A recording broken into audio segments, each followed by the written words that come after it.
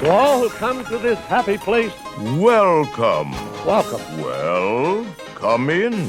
Let's put on the show. Your cadaverous pallor Aloha. betrays an aura of foreboding. Hang on to them hats and glasses. And now, ladies and gentlemen, Remain seated, please.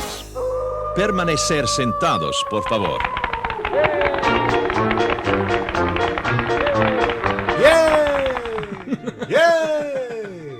Hello and welcome to Remain Seated Please, podcast number 14, The Return. 14? This is the return of us, and we have plenty of good reason for why we had a little bit of a hiatus. I guess I'll go first, because I had two big life changes. One was that my wife and I had our firstborn, who I'm looking at right now, little Wesley. Say hello, Wesley. So, obviously that took up a lot of my year, but now he's here, he's healthy, but that was the big thing. The other thing was I switched jobs, and there's a big sort of learning curve and life change with something like that, but what's great is I work with Robert now. Hello? And Robert, you had a little bit of, tell me what you've been up to. I just came back from a Walt Disney World trip. I was there for 12 days with Inthia, who in fact is joining us for today's program. Yay! Thank you. Hello. This episode is mostly going to be dedicated to our trip to Walt Disney World and talk about things that we saw at Disney World and differences and all that type of thing. I guess what we'll do is we'll go park by park, since you guys were there for 12 days. David Park by Park. Oh boy. You guys were there for 12 days, right? Yes. Well, you were in Florida for 12 days. Sure. So we'll go park by park and talk about what new things you saw, what new things you did, what things you liked, what things you missed, and all those things. So I guess we would be remiss if we didn't start with the Magic Kingdom park. How much has changed since the last time you guys were there a few years ago? The big change is finally the Seven Dwarfs Mine Train is open for the first time since we've been there. It's amazing. It's absolutely, I mean, I don't know what Robert's expectations were for this attraction, but it's really great, and it's very colorful, and it has one of the better, more interactive queues. Cool. And I really loved it, and it's creepily smooth. Yes, it's incredibly smooth. You wouldn't believe it. It's silent, basically. It is. I'd prefer if they added bumps to it, so you would feel the bumps, because it glides the entire way, and that freaked me out. It was really neat. I wish that the interior stuff with the animatronics, that there was more of it, but you only have so much room. I thought all the animatronics are great. I still prefer a physical face as opposed to a projection, but these did work well, though. The best part, though, to me was I really liked when all the music stopped and you hear the ding, ding, ding, ding, ding, ding, ding, ding, and then Doc goes, hi ho, and then you see all the dwarves' shadows going up the mine as you're rising up with them, and then you go, and then the neat thing is if you're outside of the ride watching people going down the big drop, you could hear all the dwarves in the mine singing hi ho. Yeah. And then what was really neat also was at the end you go by the Seven Dwarfs' house and they're all in there with Snow White dancing, and it's animatronics from the old Snow White attraction that was taken out a couple of years ago, and they had a really neat old hag animatronic knocking at the door. And you can walk completely around this attraction, right? Yes. It's sort of like an island. Yeah. I don't know why I think that's so cool. Like, I guess you can do that with Dumbo here and the rocket ships and the carousel and some other things. But it's just so large. This is a huge attraction, yeah. And it's large, and it from outside, and in charge. It doesn't give away too much of what's happening inside, which is awesome, because it's just all you see are the hills and the openings to the mine shafts. And then the track, but you don't fully know what's inside. Yeah, it's really neat. Unfortunately, it's such a long line. We only were able to do it once. It was always at least like an 80-minute line. Yeah. But magic bands, that's a big change. That's true. And that has made things, if if you are a planner and you need to know exactly what's happening, it is a really great thing. But it also is a little stressful. But then once you get there, the flexibility of it is actually, it's way more flexible than you would think. And what's nice is that people are more than willing to help you out. What sucks is that when they run out of fast passes, you're just kind of hosed. But other than that, it's not that bad of a service, especially when you're just kind of trying to figure out your day. And if you have reservations for food, I like not having physical tickets. I will say it. I liked wearing that bracelet and just touching it on things to open our hotel room door. And then what made me think of it was that I have the annual pass there, and so I get free photo pass. And for the Seven Dwarfs Mine Train, you get your photo, and then they also take video of you on the ride and splice it into video of the ride. So it's not a point of view video like in front of you. It's like showing us on it. It's our entire car going by. Oh, cool. So it's like the dwarves going to work, shows their mine, and then like you see the point of view, I think, of the train, and then you see us on it. And there's like 2 drops on it where they take your picture and they take video of you. And, but yeah, no, so I really like that because with the Magic Band, you have the My Magic Experience app or whatever, and on there, within a reasonable amount of time, you can see the photos that you've taken. Nice. And you can purchase them that way. I do really enjoy that aspect of it. The thing that bugs me most about Magic Band is the FastPass Plus. I don't want to pick my FastPasses 3 months ahead of time because I want to base it on what I need a FastPass for once I'm there. And because they have FastPass for everything now, things that don't need FastPass, it makes it so everything has a line now. Everything has a standby wait now because people will run, because like they'll run out of fast passes for Seven Dwarfs Mine rides. People will be like, okay, well let's just get a fast pass for I don't know, Mickey's PhilharMagic. And because they have a fast pass for that day. Yeah, because you're allowed 3. Well, so. it doesn't even give you the option of just choosing one. You can choose up to 3, but if you only choose one, it'll make 2 other selections for you. So it always gives it to you in a 3 attraction bundle. And so somebody who might not have thought to go on Mickey's PhilharMagic is now, oh, well, I guess we got FastPass for Mickey's PhilharMagic. Let's go. Yeah, pretty much. So the FastPass line is always the priority. So now there's always a stand. We waited a half hour for Spaceship Earth, which you should not have to wait a half hour for Spaceship Earth. I love Spaceship Earth and I would gladly do it, but you shouldn't have to. It's a continuously moving. It was a walk-on ride for me when I went. Yeah, it's a continuously 2012, moving attraction. There's no reason that you need to stop, but it's to let everyone else. But aren't you happy that so many people are seeing it now? Well, but those people would have seen it anyway with no wait. That's the thing. Would they have? I don't know. Well, they should have.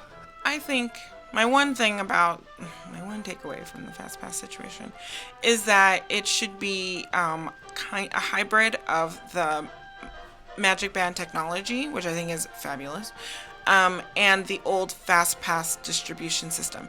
You have to physically be in that park and you go scan yourself into that ride. Just because I think at that point it gives everyone a fair shot, and that's the way. I think that's a great idea, and it gives everyone a fair and equal chance to go get those scans at whatever attraction. What else at Magic Kingdom did you guys experience or not experience? The Jungle Cruise, which Jingle Cruise. Yes, it was the Jingle Cruise when we were there, and it's good, but I think the overlay works better at the one at Disneyland. Oh, I did like their jokes. I don't know. The last skipper that we had, I really wish I took down her name. She was really great, and she reminded me of a girl in drama class in high school. Like, she was so into it and had just that like total flair to her, and she was just on it. It's funny because there are so many things that they don't have that we do have, and vice versa. So they use some jokes that we almost use all the same jokes, but they phrase them a little bit differently. Like, they don't have piranha there, but they still mention piranhas and them not being home because they're off at Piranha. oh So, my lord! so it's like, you know, it's cute. I liked it either way. So the next ride up is Pirates of the Caribbean, which we did several times. We got stuck several times. I was upset. 'Cause Really? It was closed a couple of times also. But the mist screen wasn't working, which I'm glad about, actually. But no, the mist screen wasn't working, but you would still hear Davy Jones, and they have Blackbeard still also. Were the mermaids working before? No. There's no mermaids anymore. They took They're, out the Oh, mermaids. I no, like that. it's not that they didn't. They're still singing. They're still singing. And But the then lights the aren't skeleton down is in it, the but no, there was no. So you I just think that was the hear- only thing they had that I wish we had. Yeah, I thought the effect worked well. lots of people complained about it, and About the mermaids there? Yeah, that the Oh. effect didn't work well, but yeah. Oh, I'd that's rather not have the there anymore. mermaids instead of the mist screen. Oh, they have both, and it's Yeah. one right after the other. Yeah. Yeah, and then another big change is Barbossa looks different now. He's now wearing his uniform from Pirates of the Caribbean 4, his English military outfit, Which I feel is like his craziest outfit. Like he's just on his That last. doesn't look right. yeah. I mean, it looks like the movie, and the animatronic looks more like Jeffrey Rush than it ever did before. But it doesn't really make sense why he's wearing. I mean, I don't know. Why is he on a pirate ship wearing that? Right. The auctioneer is new. He has a newer face and newer movements, and he looks great. Newer for Florida or newer than ours? Well, his face is different than ours. It looks like his face probably has more movement now than ours, than Disneyland's. And he doesn't move as much as the one in Disneyland, but his hands move more, and he has so much movement in his hands when he says, "It be gold I'm after." Each finger moves individually. Ooh. And then sometimes he'll scratch his forehead. And then when they said, "We wants the redhead," he'd wave his finger at them, saying, "No, no, no." And yeah, he was really good. But one thing that did kind of bug me is he didn't have his skull and crossbones on his hat anymore. I wish I noticed the things you noticed. Although I feel like it's more of a burden than a blessing. I feel like it is like his curse is to notice all the differences, Yeah. and so he can't. I see like it anything actually else. because Pirates of the Caribbean, I love how it's always changing, even though people might not know it's always changing, but there's always subtle differences to look for. And I love finding these differences. And that's why even though this Pirates of the Caribbean, after this refurb, everything is too bright and doesn't look as good as it should, I still really like it because it's different. And I know eventually it'll get back to how it's supposed to be. But you could always say, I remember that time. Remember that time when everything was really bright? It is like really bright. It's like all the lights are set to 11. Also, while we were in Adventureland, we played the Pirates of the Caribbean interactive game, Oh, yes? which was pretty fun actually.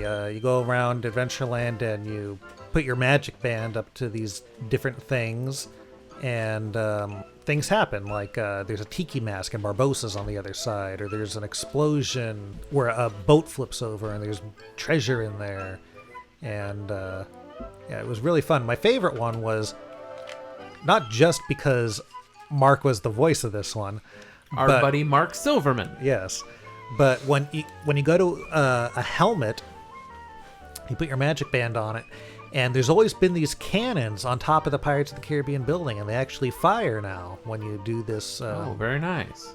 particular thing. What? Piratas! Diego, on the fortress wall! Ready the cannon! Fuego! We also did the Sorcerers of the Magic Kingdom, Yeah. which is the little card game, Oh, interactive yes, card game. yes. What's nice about both of these activities is that they're free. And if That's you right. don't want to really stand in line for a while and explore the park, you can sign up, or you just go and scan your magic band, and then they give you either a map or they give you the cards for the Sorcerer's game.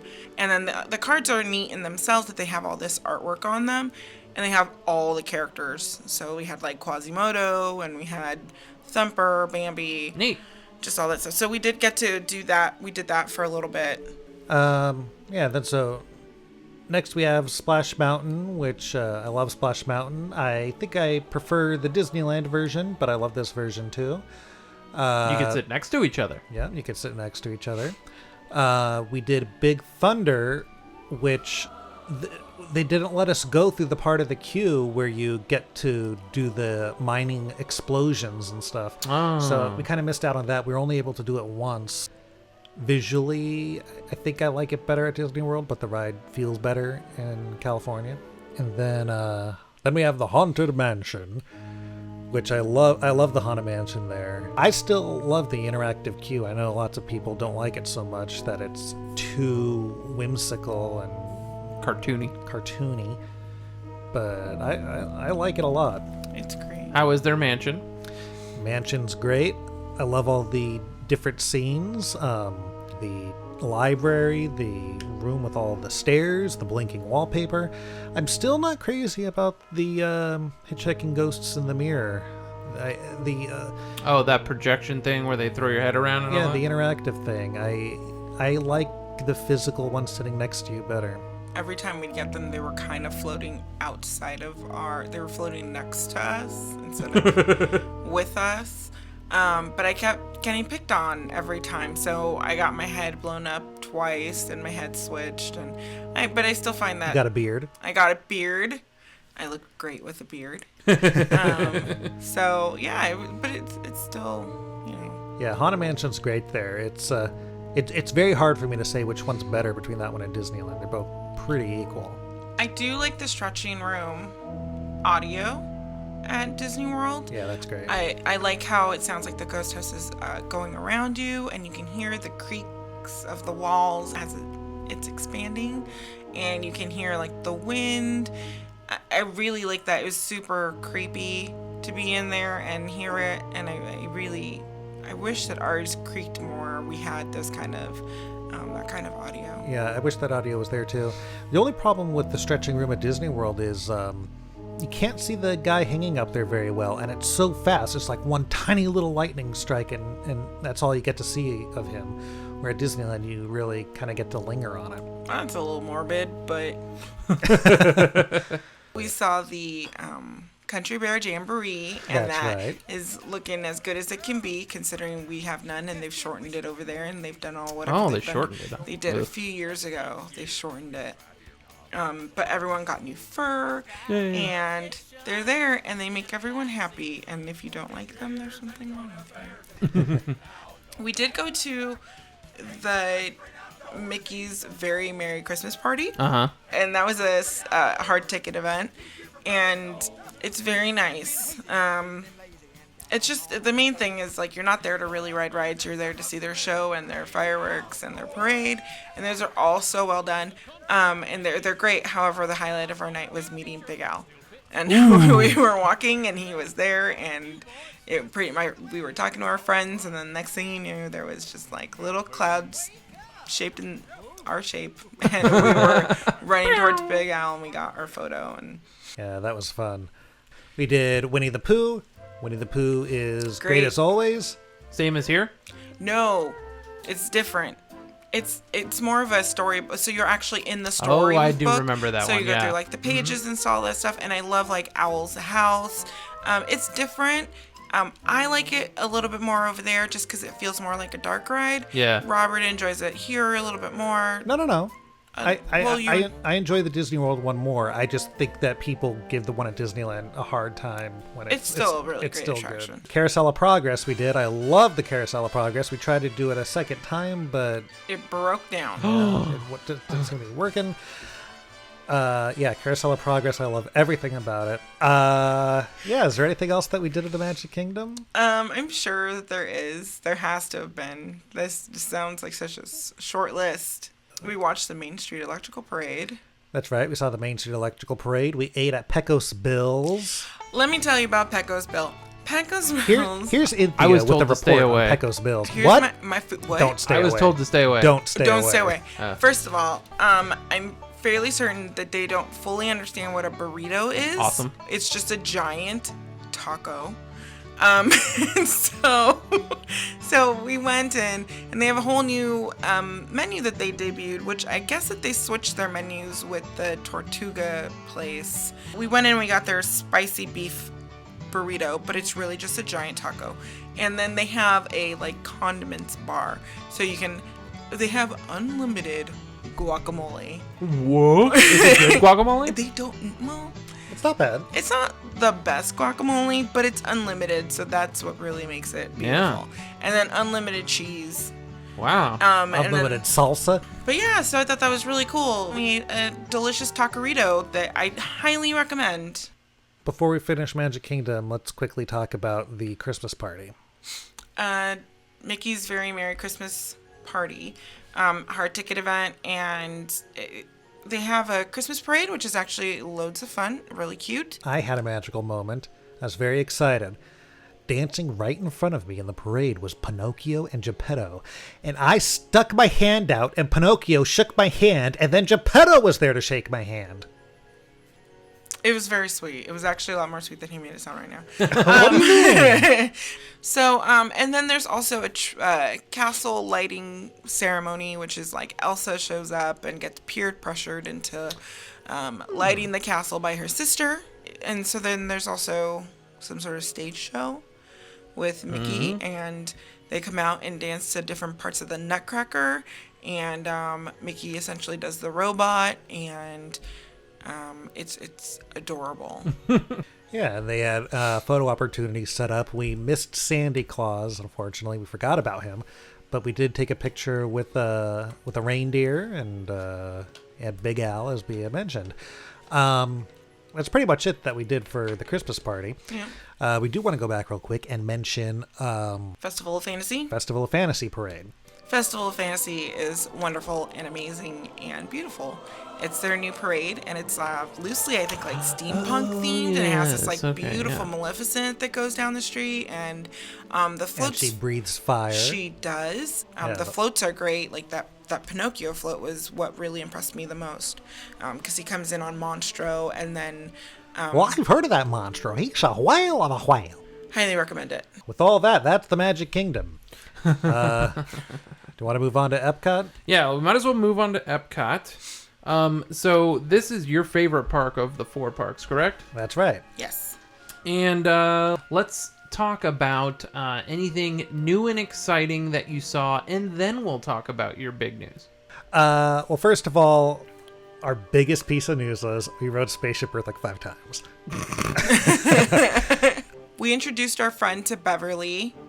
I don't know what that is. You took a picture of it, don't know and I guess it's a soda, but I Beverly didn't try soda. Yeah. So So- Beverly. Well, first of all, to explain what this is, they have a thing called Club Cool where you, for free, can go and try as much as you want different sodas from around the world. And Beverly is the Italy soda. It's an aperitif. So it's a palate cleanser, and it smells fruity and beautiful, but then it's very bitter, and it tells you right there. Like they do not hide what Beverly is, but in typical theme park fashion, no one is reading anything and just goes for it. And it's actually the first one, but I think that your instinct is to start from right to left instead of left to right. And so usually people have it, and it's god awful. Apparently, though, I posted it up on my Instagram, and people came out of the woodwork saying that they love Beverly. What do you think of Beverly? Leave your comments below. It's horrible. It's interesting, it's funny, and then when we were leaving the parks, I tried to look for it. I couldn't find it online yet. But the Disney Parks blog did a video on Beverly and people trying Beverly. And apparently it's only available in 3 places because they discontinued it in 2009. So they no longer make it. So is this the reserve that's left over? Or are they No, still... they specifically make it for... It's at Epcot and the 2 Coca-Cola museums or things. There's like a museum somewhere, and then there's like another thing. So You did your research. I did, because I really wanted to find that video. Well, if we find that video, we'll post it with this podcast post on our website. Yeah. So that was fun. Yeah. We went on Living with the Land 3 or 4 times. I love Living with the Land. It is such a great ride. And as you might know, you go through a greenhouse and you see all these different plants and fruits and vegetables being grown, and it's all great. And we decided to do the Behind the Seeds tour. And for a small price, you can go behind the scenes and go walk around that greenhouse and get a whole history lesson about all the plants and all the things that they grow there. It's only $20 a person, and if you're an annual pass holder or have a AAA card or anything, they give you a discount. So it ended up being $18 a person, and it was incredible. I loved it. Inthia really loved it. She could tell you more about it. It was really fun. It was very informative. And it was nice because it's a small, intimate group, and you get to walk through the main greenhouses. They tell you about the science scene that they're doing there, how they're growing trees, how long they've been, their process of doing it. And then he gave people like good tips on how to take care of a lot of the plants, because some things there are only kept for show and may not be in the best condition. Like there's some fruits that they kept on there well past their expiration date, but because it looks cool. But then they tell you about the pest management that they have, and they show you these really cool videos. Then we got to try some of the cucumbers that they grow there. And then we got to go into the main show greenhouse with that has different kinds of I guess climates, I would say, in it. And we got to go through there, and we got to feed the fish we got to feed the tilapia, and go by all the alligators. I don't know, it's fun. It definitely is worth an hour and a half and the $18 to go through it. And my favorite part was they have a wall that's just cardboard, and it has all, little bits of air coming out of it. So you just stand in front of this cooling wall. Well, the thing is that there's only one greenhouse that is air conditioned, and the other two have fans. But the fans pull the air out from inside. So then the opposite wall is made out of recycled cardboard that's also wet. And so any air that passes through there gets cooled and gets sucked out the other side by the fans. So, but none of us knew that, and we went to go stand next to it, and I'm like, this wall is wet and cold. And then they explained to us what they were doing with recycled materials. Yeah, it was all really good. I really enjoyed it. That sounds pretty cool. I don't know why I skipped it altogether when we were there. It's even if you don't even like plants, but everyone there had gardens, and they also give you tips on how to do hydroponic gardening. So we got a flyer for that, and so I highly recommend it because it's just something different. Yeah, we did the seas with Nemo and friends, and we saw some manatees that were bro manatees that had a lot of love for each other. That's right. They were hugging each other a lot. It was so cute. And I saw some sharks and a big turtle, and or a tortoise. And no, it's a turtle. Turtle, whatever. And we did Imagination. Is that what it's called? Journey into Imagination. Which is weird, but fine. I liked it a lot more this time than I did last time. Last time I was pretty upset by the time we left. This time I was accepting. It's still enjoyable. And then we headed to the World Showcase. And at the World Showcase, let's just talk about the two attractions that are there real quick. One, we did the ride in Mexico. Loved it. Not much else you could say about it, that I loved it. Right? Oh, it's great. And then we also did the American Adventure, which I love the American Adventure. It's such a great show. Great animatronics. So many great things about it. But the host, the cast member that would give a little speech before the show started was great. The host. He had a great voice, sounded a lot like Casey Kasem. And he would tell a little joke. He sounded like Vince Scully and Casey Kasem had a baby. Yeah, he would tell a little joke, and he was just so good and so personable. And here's a little sample of him. Now, before we get our show started this afternoon, I wonder if anyone here today knows the name of Peter Pan's favorite restaurant. Wendy's?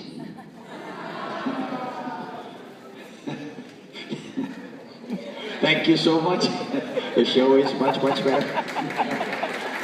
Thank you. Very nice. He's so good. Yeah. And I love that he cracks himself up. Yeah, oh yeah. With that joke. I don't know if it's based on the groans that he gets or what. Well, it's got to be. But Wendy's? And he just has this giant smile when he says it, too. It's very sweet. We saw this man twice. Twice. And he had the same joke And this was days apart. He's like the Maynard of the He American is. Adventure. But I think his name was Ray. But his reaction is so genuine, and it's just really nice. And the fact that he says this joke he has to say it every single one. He does. Totally. And he cracks himself up every time. So yeah, let's talk about Food and Wine. Food and Wine, it's a festival that they do every year. It's terrific food and beverages all around the world showcased from countries all over the world. They have many more booths set up than actual pavilions that are in the World Showcase, so there's just so much food. And Inthia, why don't you talk about some of the food we had? Oh, we ate so much. All of the foods. We ate. I wish we ate all of the foods, but we shared pretty much everything. So, you know what? Coming in about like at the least amount, it was like $4. At the most, it was $8 per plate. It does get to add up. So we kind of curved that by sharing them. Some of the highlights for us was the Farm Fresh kiosk. They had a macaroni and cheese with bacon and peppers in it, and I'm not a big pepper person, but I really appreciated this one. And I think it might have been a multiple cheese dish.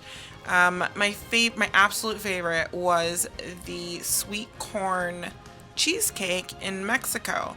As stupid as it is to say, like El Torito has this corn like garnish that they put on their plates, and it's this sweet corn thing, which is also, if you get like a Mexican corn tamale, a sweet corn tamale without the pineapple in it, kind of tastes like that. So they put that and made that into a cheesecake, and it wasn't heavy. It was surprisingly lighter, and it had, I believe, like a caramel topping on it and some whipped cream.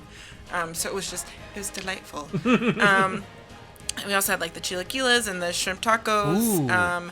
We had beer cheddar cheese soup, and then from Canada, and we also had their filet with mushrooms and gravy from Canada with a little bit of potato. Some of these sound like the things that they had in 2012, but it sounds like when we went, I was pretty sure Susie and I had everything. Because they gave us like a passport book. Did you get a passport book where you can go around everything? Yeah, we stamped the passport. But they've added so many more kiosks since then. So they'll be like the main one, like here's Canada, here's Mexico. Right. But and then there's the ones between it, like so Morocco and yeah. But they added like Brazil, Dominican Republic, Greece, New Zealand, Australia. Some of those were there. Yeah. And then there's like a cheese studio. So we went and got the cheese. I called it like the land of cheese because it was like, oh, the country of cheese. And I also got a panna cotta, a goat cheese panna cotta. And then the Chew, the TV show The Chew, had their own 2 booths. So they had the sustainable Chew, so it's all sustainable foods, as well as the Chew Lab. So it was like food science. Where are they located? Over by the American Pavilion? No, they were located off pretty to the close side. to Future World. Yeah. Oh, okay, that makes sense. So they had like a liquid nitrogen chocolate truffle. Ooh. And then they had Robert's favorite, the Chutini, which was like a fruit. It just tastes like a fruit slushy that was just all made out of booze. It was magical. Ooh. So good. And then like they had a really good veggie ravioli, which I really enjoyed. We also went to Italy, where I had their limoncello margarita. And we had the ravioli, and I think we had something else. Chicken marsala. The chicken marsala. That was okay. That wasn't my favorite. And then we had the lobster roll from the U.S. We had what else did we have? We had a bunch of stuff. We had duck. Oh, the duck steam bun from China, as well as the beef slider, were really good. Like really good. And then I had their mango bubble tea, which I thought was pretty refreshing. Oh, we went to Belgium and we had their savory Belgian waffle, which I don't feel like Belgium might actually have as much waffles as we would. As everyone else thinks they. I don't know. I mean, if they do, awesome. But Maybe they're all savory. Well, they had both. They had a chocolate one, Oh. which instantly I regretted getting the savory one, only because I was suddenly flooded with the smell of the chocolate one. Oh, it smelled so good, but I don't fully regret it. It was tasty, but it was a potato leek one with a gravy and carrots on top. So it was very tasty. In France, we got the beef bourguignon. Bourguignon. I asked the lovely cast member there how many times, so many times, how to say it, but she said it so fast, and it just made me feel so uneducated, so I just kind of stopped. Well, and asking. she was probably from France. Yes, It was a really good food and wine festival. Hanson played while we were there, and they had a demonstration with their beer called Hops, yep, and pairings with their beer. Oh boy. And apparently there were so many fans that they broke down the barricade during their we were told by some people. Oh boy. So, those Hanson fans, they are tried and true. And then when we got there, Boys to Men were there like the night before we got there. I would have. Oh, the night before you got there? Yeah, I would have totally Yeah. stood in line for end of the road. I think Don Henley was there when I was there, and I heard him play Boys of Summer, and I was cool. Big Bad Voodoo Daddy were there. They might be there every year. I'm pretty sure that they were, but I still it took me back to 1996, and I was so happy about it. So we also experienced the Chase Lounge. Yeah, when I was there, the Chase Lounge was in the Horizons Pavilion. But this year it was in the U.S. Pavilion, so it was right above the American. That's cool. Adventure, and it was. Were the nice. Voices of Liberty there? They were. We did. We saw them at our first showing of the American Adventure, and then also at the American Adventure they have like this little museum off to the side, and then it's all about African American history. There we go. And so there are little lanterns in there, and they have like a Pepper's Ghost effect inside of them. Ooh. And then you turn the little knob on the bottom, the flame goes out, and then an image appears, and then it's narrated by various African American actors, such as Whoopi Goldberg. It was very inspirational. The Chase Lounge was really neat. They had those special soda machines where you can choose like out of 100 different beverages, and it was all free. So you could just go there and they also have a place where you can charge your phone, right? They do. Yeah. And some people take their thermos, just fill it up with like free Coke and stuff. Why not? Well, I mean, I filled mine up with water, with ice. Oh, did you get the thermos from the resort? No. We got this many years ago. I got this really awesome canteen that holds everything. Gets cold. It stays cold for days. So I just filled that up with Yeah, she ice. puts an ice cube in it, and it stays an ice cube for several days. Nice. So yeah. So while we were there, I proposed to my little lady. And your little lady is Inthia, who's sitting here at the table with us. Yeah. That's right. Congratulations, you Thank guys. you. Well, we didn't say what our answer was yet, but I said no. So this is moving just on, become really and then there was awkward. some crazy news. no, she said yes, and I proposed to her at the Japan Pavilion at EPCOT, and it was all wonderful. It was very sweet, and it definitely added. It only added to our awesome vacation. So Very nice. That was nice. And then there was another bit of news that came out of Epcot. You filmed a man scaling the temple in the Mexico Pavilion. I did. I was just... Or that is the Mexico Pavilion. Yeah. We were just walking in Mexico, and there was this group of people all wearing the same shirt. They had matching shirts with matching attitudes. And, so these are the people that do the drinking around the world. I don't right? know if they actually were, because I didn't read anything offensive on their shirt. Well, the thing is, I don't think that people would be wearing lime green shirts with yellow writing if it didn't necessarily say that they were going to get hammered at especially a group Epcot. of people. It was quite a few people.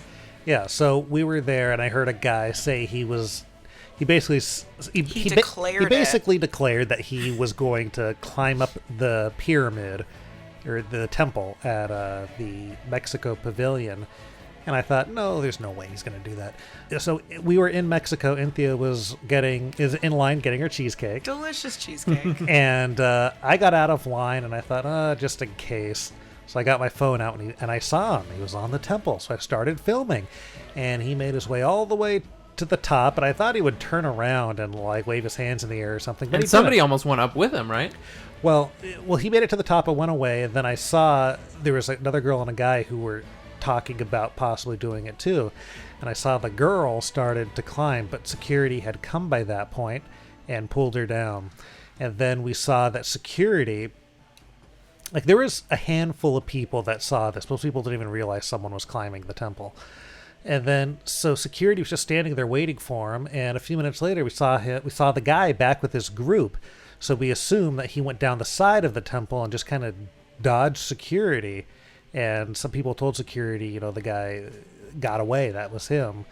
And security just kind of didn't realize and didn't when really you do saw much. him, how long after he climbed up was it, and where was it? It was like Five. a few minutes. It was like 5 to 10 right in front of the minutes. temple. Oh, really? Yeah. Jeez. So we're watching him go up. I'd gotten my cheesecake, and then we pulled off to the side. So we're standing right again. Our backs are against the restaurant that's on the water. Yes. And there was another couple standing there with us, and they were looking up, and I started talking with them, and we're just waiting to see what happens. I thought he was going to crack his head open because those steps are so steep and they're so small. And so he got up to the top, walked to the back, and then... Which is just a backstage area at that point, or really the roof to the restaurant. It's not like the super roof. No. So it's like the roof to the show building. Right. But supposedly that's it. There's a control room there where they control the fireworks. Oh. I thought that is that really? Because I feel That's like... what they said. Well, then you'd notice if a man was walking straight at you. But it doesn't mean that there's people up there at that time because the fireworks weren't happening. It was a weird, sweet moment where I guess there was maybe a changing of the guard. People were kind of getting ready for the closing of the night and the fireworks that were going to go off. No one expected anyone to just actually commit to going up the temple. And then we just waited. And the two people that tried to climb were told no, and they went back to rejoin their group. And so their group is standing off to the left. And half of them didn't even realize what was happening because they were in line also getting delicious Mexican food with me. And then I look over, and he's walking as straight as he can. When you've done something wrong and you're trying not to draw attention to yourself, and you kind of shrug your shoulders and just go arms down to the side. Yep. And that's how he was walking. And I stared at him, and I'm like, that's totally him. And I look over, and security is still staring up at the temple. No one has noticed that this man has walked by them. And then he rejoined his group, where there he got a bunch of high fives, and his other friend that tried to do it was just like, oh my God, did you see what he just did? And oh wow. I figured the people that tried to climb up would have got detained by security. No, they were just told to keep moving. Don't do that. I feel like it was the end of the night. And honestly, when you stand next to that, it's at least 4.5 feet before you can actually get to the bottom step. Yeah. I think it's even more than that. I thought it was taller that's than what me. I'm saying, 4.5 feet. I don't even know, but it's definitely, that's not a step. That's not even. That's you really gotta hoist a yourself vertical up. leap. And so they were just told to know. And from my understanding of comments that were left on Instagram, was that it's something that they're warned about constantly. Cast members are to keep an eye out. I'm pretty sure somebody tried to climb it in 2012 when I was there. I'm sure. I feel like if someone tries to climb it every week. It's awesome. Looking, I would do it if I wouldn't get caught or kicked out or banned or fall to my death. The steps are very inviting. And so then he walked off with this group, and there was other people who did tell security. A woman and I looked at each other, and I was like, "That's him," and she said, "Yeah, that's totally him." And so they tried to tell security. But I think it's one of those things, like a shoplifting thing also, where if they don't specifically see you do it, they can't do anything about it. So I don't know if it's that situation or if it's just one of those things where it's like, please don't do it again. Please leave now. If he would have gotten just like, if they would have requested him to leave, because it was literally 9 o'clock at night. Yeah. So we saw that. I thought, oh, this make a good Instagram post. So I posted it on Instagram, and some people tagged me, and Inthia ended up posting it as well and adding some hashtags, and it blew up. It went all over, and soon we were getting calls from the news, and they wanted to do an interview with me. Well, the next morning, we had all these different friend requests, people tagging other people. And so we were at Hollywood Studios and went to go see Beauty and the Beast, and he gets a call. And someone at one of the local TV stations was like, do we have permission to use it? Can you please give us a call? And so the next thing you know, he's talking to someone and they want to do like an interview with him. He said no. But I let them use the video, and I had them plug our site, remainseatedplease.com. But little do they know that we have an exclusive. We have the complete video where you'll see him reach the top.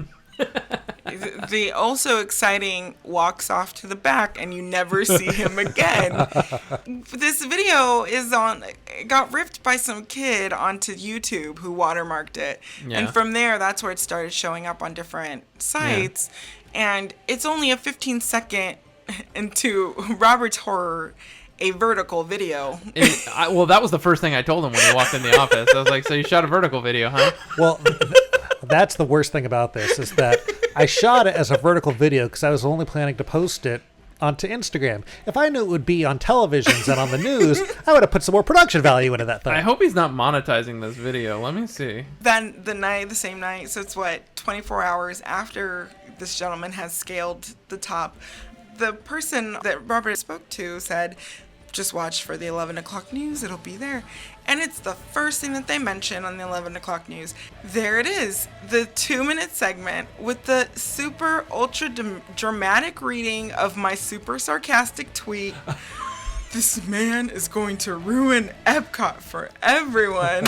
Miss Inth, silently, not so silently, dying in our hotel room.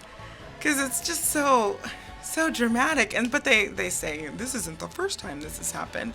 He is giving you credit on YouTube. Well, now he is, because we had a talking to, and it's just link back. If you want to take it, I don't care. Yeah. But just say that it's actually not your video. Yep. Well, let's hear what that news report sounds like, shall we? Yeah. This video is already starting to get a lot of traction online, but we did some digging, and it turns out this is not the first guy to try to climb Epcot's Mexico Pavilion. It's the daring climb at Disney's Food and Wine. This man's search for a view from the top landed on Instagram. Miss Inthia, we saw this tonight. This man is going to ruin Epcot for everyone. I would never climb that myself. Not in real life, not in Epcot. It happened at the Mexico Pavilion just before the park closed. The man who shot the video told us the climber was with a group of friends. They had matching t-shirts and matching attitudes. He went up, a girl tried but was stopped by security. We're told this climber reached the top, snaked down the side, and dodged guards waiting for him at the bottom. But it's not the first climb up these steep stairs. We found videos from last year and 2011, but none as bold as this. We left messages for Disney to try to find out what they did to that climber and whether they do anything to prevent other climbers. We're still waiting to hear back, but as soon as we do, we'll let you know. At Disney, Sean Chiabat, News 6. It's just really funny that this is the video that everyone's zeroed in on. Yeah. And then people are like, well, who cuts off before he reaches the top? And I'm just like, it's a 15-second Instagram video. I feel like more people were like, there's only 15 seconds, dude. I know. It was only made... I posted it on Instagram, and who would have known that it would have blown up to be all over these sites? It was posted by Fox News, the New York Daily News. It was all over. It was everywhere. Like, couldn't get away from it. If you just type in Epcot Man Climbs, you'll see a million stories where they talk about us and mention my name, and it's just weird. One of them did talk about the cheesecake. Yeah, they said Robert's girlfriend, who was in line getting cheesecake, And then someone did tweet at me, and they were like, "How was that cheesecake?" It's important. And and I responded, "It's delicious. It's a delicious, delicious treat." But it was really funny. The whole thing was so funny. Well, now they have a sign that they put up and some plants that they actually didn't mind the plants. The I plants love kinda the look plants. cool. They look great. Yeah. It all looks great. Even the no climbing sign looks great, which apparently is like a generic no climbing. Yeah, they added all this the next day. Some people thought it was Robert. Oh, yeah. I sent it to my buddy Todd, and then I sent him the news story, and he was like, why did he do that? I was like, I don't know. And he was like, it's your friend. I was like, that's not Robert. Robert shot that video. I would never do such a thing. Why would you do that, Robert? I wanted to see the Tower of Terror. I do want to mention real quick that Inthia did catch a shoplifter in England. I did. I caught a little girl stealing tea. And all I thought is, I can't believe... It must be for, like, the high or something, because she's at Epcot stealing tea. I thought it was stupid. But that was our crazy story. I asked her to marry me, and then a guy climbed to the top of the pavilion. Because this all happened on the same night. Wow. Man, Epcot gets turned real bad. Like, oh my gosh. I remember the weekends were really bad. It's just so many people. Yeah. But it's nice because everyone is actually very nice to each other. I'm not... It could be because everyone's drunk. I don't know. All right. Well, I think that's going to do it for this episode of Remain Seated, Please. We will catch up with Inthia again for their wrap-up of their Walt Disney World trip. Inthia, tell us where we can follow you on all things Disney and your life. At thislittledisneylife.blogspot.com. Or just put that into Facebook. This Little Disney Life.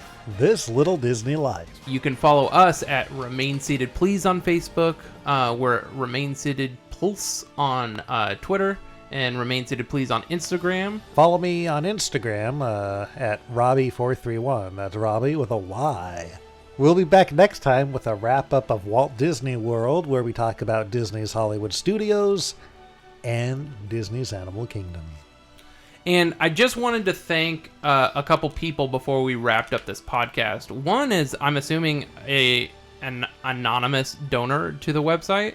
But Roy Disney donated a generous amount to our website to keep us running. Aww. Thank you. And I also want to thank Joshua Mendoza for donating to Remain Seated, Please. You guys are too generous to us. And for you, we dedicate this podcast at least. Well, thank you both. Oh, very nice. So until next time, I'm David. And I'm Robert. And I'm Inthia. Bye. There. That wasn't so bad. Was it? I'll see you all a little later. You may not survive to pass this way again. Time to be moving along. Hurry back. And barrel around to see us again. Ha! I'm Whoopi Goldberg. You say things like you're drunk, but you're totally sober. And it hurts my heart a little bit.